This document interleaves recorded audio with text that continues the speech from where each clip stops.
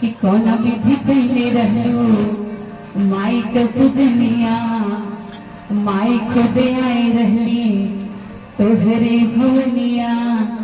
अरे उह विधि हमके बताए दे तू हो मालिन। मालिन से पूछ रही है कि वह विधि हमके बताए दे तू हो मालिन कि माई दर्शनवा कराए दे तू हो मालिन।